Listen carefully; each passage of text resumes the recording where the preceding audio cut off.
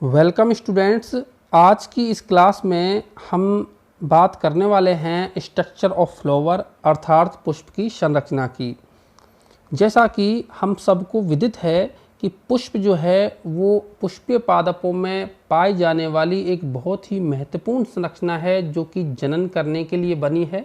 और इस पुष्प के अंदर पादप के जो जनन भाग हैं वो पाए जाते हैं। और यहाँ इस क्लास में हम जानेंगे कि एक पुष्प के अंदर कौन कौन से भाग जो हैं वो होते हैं और उनका क्या जो है योगदान होता है। और साथ ही हम सभी यह भी जानते हैं कि ये जो पुष्प है वो एक एंजियोस्पर्म पादपों का एक विशिष्ट गुण है पाया जाना, क्योंकि इन्हीं के माध्यम से जो पादप हैं वो अपनी अगली संतति बना पाते हैं। तो आज की इस क्लास को शुरुआत करते हैं। पुष्प की हम परिभाषा से अगर बात करें तो पुष्प, जैसा कि हम सभी जानते हैं कि एक प्ररोह है जो है एक विशिष्ट प्रकार का प्ररोह होता है या संघनित प्ररोह हम कह सकते हैं, जो कि पौधे का प्रजनन का कार्य करती है, उसे हम पुष्प कहते हैं।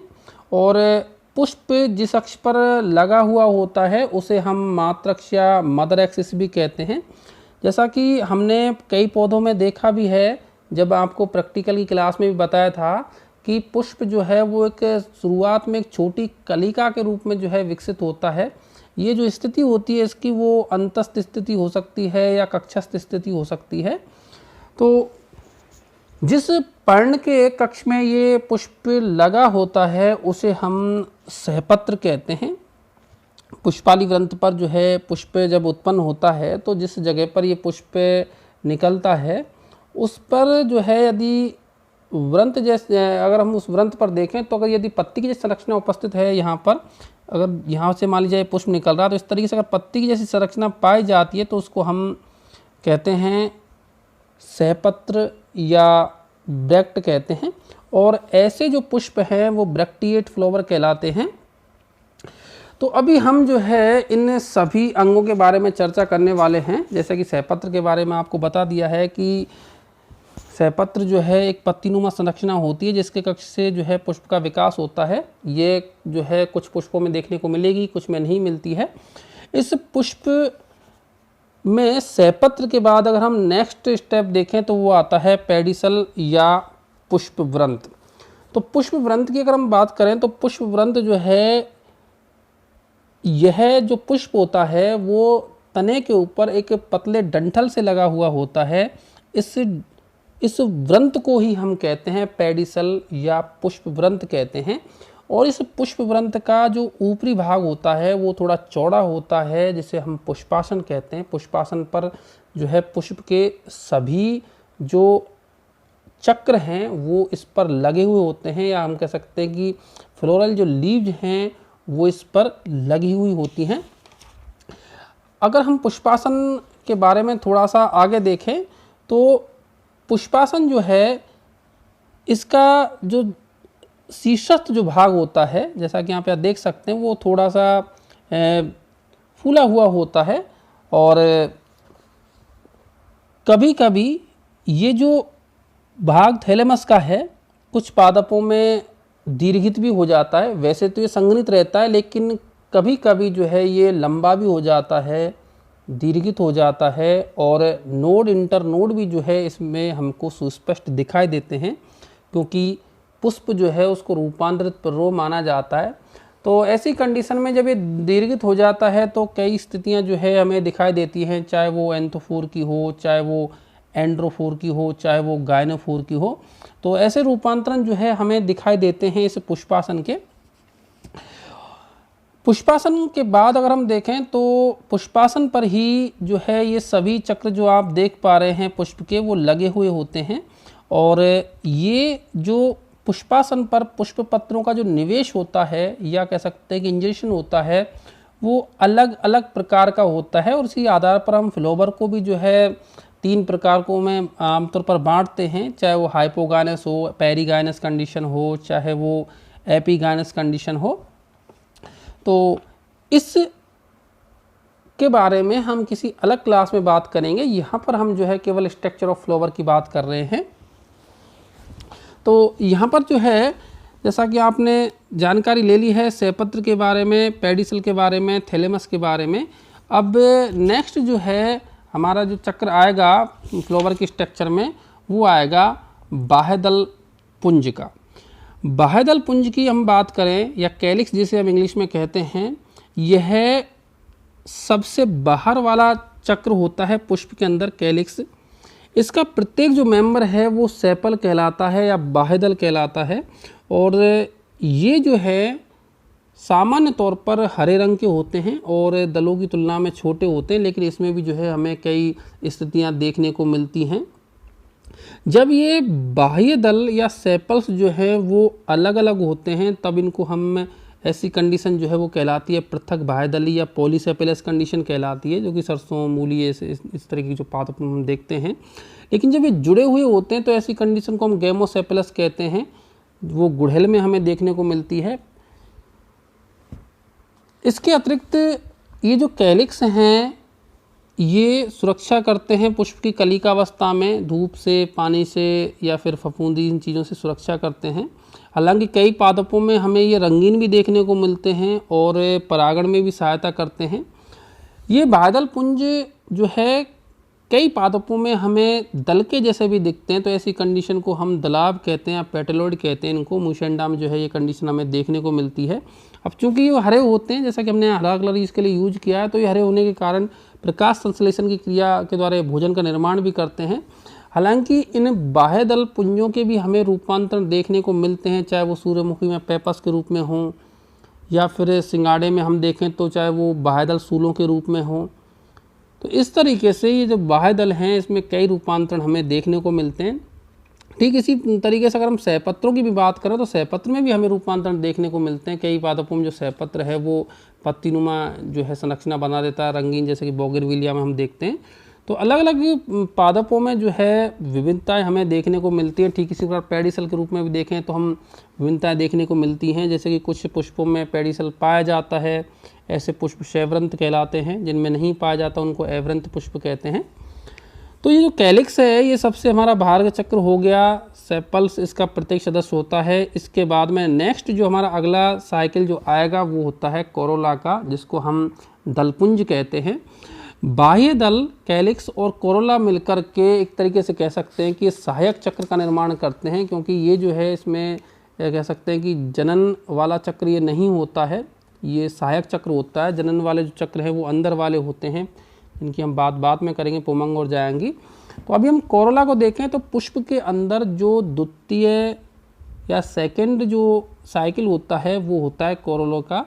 ये जो दलपुंज है इसका प्रत्येक जो सदस्य है उसको हम कहते हैं पेटल कहते हैं या दल कहते हैं, और दल मिलकर के पुष्प का सबसे सुंदरतम भाग बनाते हैं। जो पुष्प हम देखते हैं अलग अलग कलर के, चाहे वो लाल कलर के पुष्प हम देखें गुलाब के अंदर, चाहे हम पीली कलर का पुष्प देखें कनेर के अंदर, या फिर हम अन्य कोई कलर जैसे कि बैंगनी कलर के पुष्प देखते हैं, नारंगी रंग के पुष्प देखते हैं, इत्यादि जो तरह तरह के पुष्प हमें प्रकृति में दिखाई देते हैं, उनमें अधिकांश में जो है कोरोला का रोल होता है। ये जो कोरोला होते हैं वो एक आकर्षक पार्ट होता है किसी पुष्प का, और यह है जो है कीटों को या अन्य जो पक्षी हैं या और जो ऑर्गेनिजम्स हैं उनको परागण के लिए, जो परागण पॉलिनेशन के लिए आकर्षित करने का कार्य करते हैं, और पुष्प का कह सकते हैं कि सुंदरतम भाग बनाते हैं, जैसा कि हमने पहले बताया आपको। और इसका प्रत्येक सदस्य जो है चूँकि पेटल कहलाता है, और ये भी जो है अगर जुड़े हुए हैं तो ऐसी कंडीशन गैमोपेटलस कहलाती है, अलग अलग हैं तो पॉलीपेटलस कंडीशन कहलाती है। कलिका अवस्था में ये जो पेटल्स होते हैं वो जननांगों को ढके रहते हैं, उनकी सुरक्षा करते हैं। जब हम देखते हैं कि पुष्प जब कलिका अवस्था में पाया जाता है तो ये अंदर का जो पुमंग और जायांग वाला जो पार्ट होता है उसको ढके रहते हैं, उसकी सुरक्षा करते हैं। और आपको दूसरा कार्य बताया कि ये कीटों को आकर्षित करते हैं पॉलिनेशन के लिए, तो ये इनके जो है कार्य हैं। इनमें भी जो है कोरोला का जो अरेंजमेंट है पुष्पों के अंदर, या चाहे हम देख सकते हैं कैलिक्स में का जो सेपल्स का जो अरेंजमेंट है कैलिक्स के अंदर, वो डिफरेंट टाइप का देखने को हमें मिलता है, जैसा कि हमने एक वीडियो में पृथक से भी चर्चा करेंगे इस बात की।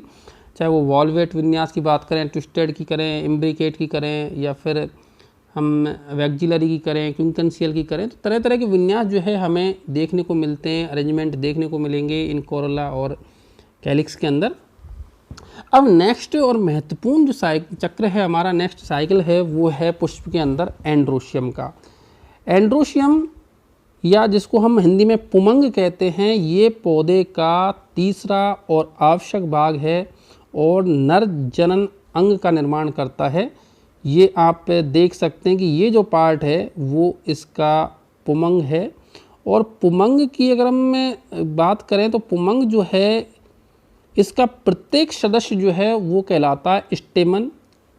ये देखिए, इसका प्रत्येक सदस्य जो है वो स्टेमन कहलाता है, जिसको हम पुंकेसर भी कहते हैं।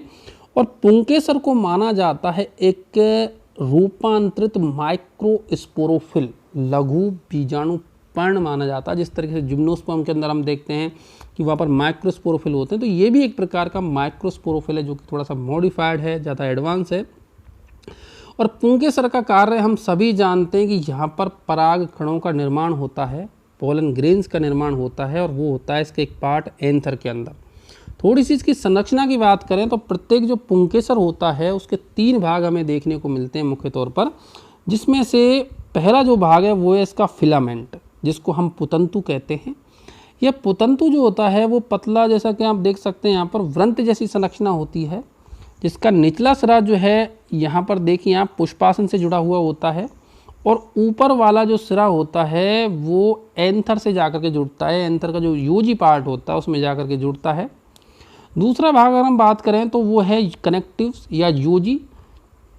कनेक्टिव जो है वो परागकोश के अंदर या एंथर के अंदर ही पाई जाती है। जो दोनों परागकोश की जो पालियाँ होती हैं वो कह सकते हैं कि दोनों पालियाँ तथा पुतंतु का जो एक विशेष ऊतक जो होता है वो कनेक्टिव द्वारा अनुबंधित रहता है, इसके द्वारा जो है एक तरीके से जुड़ा हुआ होता है। तो बीच वाला जो ऊतक है वो कहलाता है हमारा यूजी या कनेक्टिव। तीसरा और महत्वपूर्ण पार्ट है हमारा एंथर, जिसको हम पराग कोश कहते हैं। इसके नाम से ही हमें पता चल रहा है कि पराग कोश का मतलब होता है जिसके अंदर पराग कणों का निर्माण होता है, ऐसी संरचना। तो पुतंतु जो है ऊपर की ओर एक लगभग घुंडी के आकार की, हालांकि वैसे आकृति में कई सारी विविधताएं हमें देखने को मिलती हैं। इस तरीके की एक संरचना में कह सकते हैं कि इसको से जुड़ा हुआ होता है, जिसे हम एंथर कहते हैं। और ये जो एंथर होता है वो जो है सामान्य तौर पर 2 एंथर लॉब्स का बना हुआ होता है, और प्रत्येक एंथर लॉब के अंदर जो है हमें देखने को मिलेंगे 2 पोलन सैक देखने को मिलते हैं। इसकी बात हम जब करेंगे, जब एक की क्लास अलग से एंड्रोशियम की होगी, तो वहाँ अगर हम देखें पूरी एंथर की काट में तो हमें जो है 4 पोलन सैक देखने को मिलते हैं, परागधानियाँ देखने को मिलती हैं। तो ये तो बात हो गई पुंकेसरों की। हालांकि पुंकेसरों के संदर्भ में भी स्थिति बादल जैसी है कि अगर ये जुड़े हुए होते हैं तो ऐसी कंडीशन जो है संयुक्त पुंकेसरी कहलाती है, और जब ये वियुक्त होते हैं तो ऐसी कंडीशन को हम पृथक पुंकेसरी कहते हैं। हालांकि इनका जो जुड़ना है वो अलग अलग पादपों में अलग अलग प्रकार का हो सकता है, और ये इस आधार पर मोनोडेल्फस, डाइडेल्फस या कह सकते हैं कि पॉलीडेल्फस इस तरह की कंडीशन बनाते हैं। अब नेक्स्ट जो हमारा साइकिल है, जो पुष्प का अंतिम साइकिल है, चौथा चक्र है, वो है जायांग का या गायनोशियम का।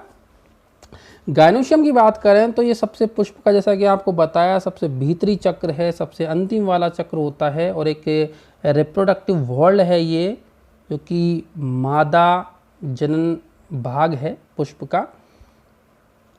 इसे हम स्त्री केसर भी कहते हैं, और इसका कह सकते हैं कि जो प्रत्येक सदस्य है वो कहलाता है अंडप या कार्पल कहते हैं इसको। ये भी गुरु बीजाणुपर्ण का रूपांतरण माना जाता है। प्रत्येक अंडप की अगर हम संरचना देखें तो उसमें 3 भाग जो है हमें देखने को मिलते हैं। सबसे पहला महत्वपूर्ण भाग है हमारा इसमें ओवरी या अंडाशय कहते हैं। ये अंडप का निचला फूला हुआ सिरा होता है, जैसा कि आप देख पा रहे हैं। सबसे जो नीचे वाला सिरा है लगभग घड़े के जैसी संरचना जो हमें दिखाई दे रही है, इसे हम ओवरी कहते हैं। इस ओवरी का जो आधारीय भाग होता है वो पुष्पासन से जुड़ा हुआ होता है, और शीर्ष भाग देखें तो इसका जो अगला वाला भाग है, जो कि एक पतली नलिका नुमा संरचना से जुड़ा हुआ होता है, इसे हम कहते हैं स्टाइल कहते हैं। स्टाइल के आगे का अगर हम भाग देखें तो स्टाइल का जो आगे का भाग है एक चपटी संरचना से जुड़ा हुआ होता है, जिसको हम कहते हैं स्टिग्मा या वर्तिकाग्र। तो ये अंडाशय हो गया, ये जो नलिकाकार भाग है ये स्टाइल या वर्तिका, और ये जो है हमारा स्टिग्मा। स्टिग्मा की हम बात करें तो स्टिग्मा वह पार्ट होता है जो पराग कणों को, एक तरीके से कहें कि यहाँ पर परागकण आकर के अटैच होते हैं, परागकणों को संग्रहित करता है ये पार्ट, और यहीं पर जो पॉलिनेशन की क्रिया है वो संपन्न होती है। स्टाइल के अंदर से देखें तो जो पोलन ट्यूब होती है वो गुजरती है और ओवरी के अंदर जाकर के जो बीजांड जैसी संरचना होती है वहाँ पर वो पहुँचती है। ओवरी के बारे में थोड़ा सा विस्तार से अगर हम देखें तो जो ओवरी होती है, इस ओवरी के अंदर पाया जाता है बीजांडासन या प्लेसेंटा, और जो प्लेसेंटा होता है इस पर विकास होता है ओव्यूल्स का। ये बीजांड बनते हैं, जो कि आप यहाँ पर चित्र में देख सकते हैं। देखिए ये बीजांड बनते हैं और इस बीजांड के अंदर ही पाई जाती है एग सेल, जिसे या फिर इसको एग कहें। तो अंड जो कोशिका होती है वो इस बीजांड के अंदर पाई जाती है, जो आगे चल करके निषेचन के द्वारा भ्रूण का निर्माण करती है। अब ये अंडप जो हैं अगर आपस में जुड़े हुए हैं तो ऐसी कंडीशन संयुक्तांडपी कहलाती है, और अगर अलग अलग होते हैं तो इस कंडीशन को हम व्युक्तांडपी कहते हैं, या एपोकार्पस इंग्लिश में इसको कहते हैं, और जो इससे पहले वाली कंडीशन थी उसको सिनकार्पस कहते हैं। कभी कभी ये आपस में पुष्प के जो दो चक्र हैं वो संयुक्त भी हो जाते हैं, जैसे कि पुमंग जो हैं वो दलों से संलग्न हो जाते हैं, तो ऐसी कंडीशन दल्लग्न पुंकेसर वाली हो जाती है। या कभी कभी जो है जायांग भाग और पुंकेसर जो भाग हैं वो संयुक्त हो जाते हैं, जो कि हमें विभिन्न पादपों में देखने को मिलती है। तो अगर हम इस चौथे वाले पार्ट की कार्य की बात करें, जो स्त्री केसर वाला पार्ट है हमारा, तो ये जैसा कि आपको पता ही है कि इसके अंदर जो है निर्माण होता है एक का, और एक जो है आगे चल कर के जायगोट का निर्माण करती है। साथ ही ये जो है पॉलिनेशन की क्रिया भी यहाँ पर संपन्न होती है। ओवरी को हम देखें तो ओवरी की जो पोजीशन है वो भी अलग अलग जो है देखने को मिलती है हमें, चाहे वो सुपेरियर हो, हाल्फ इन्फेरियर हो, चाहे वो इन्फेरियर हो। अलग अलग जो पादपों में हमें अलग अलग स्थिति देखने को मिलती है। तो ये तो थे पादप के विभिन्न भाग जिनकी चर्चा हमने आज इस क्लास में की, जिनमें से भी हमने जो 4 मुख्य चक्र हैं, कैलिक्स, कोरोला, एंड्रोशियम, गायनोशियम, इनके बारे में विस्तार से जाना। आज की इस क्लास को यहीं पर समाप्त करते हैं। Thank you.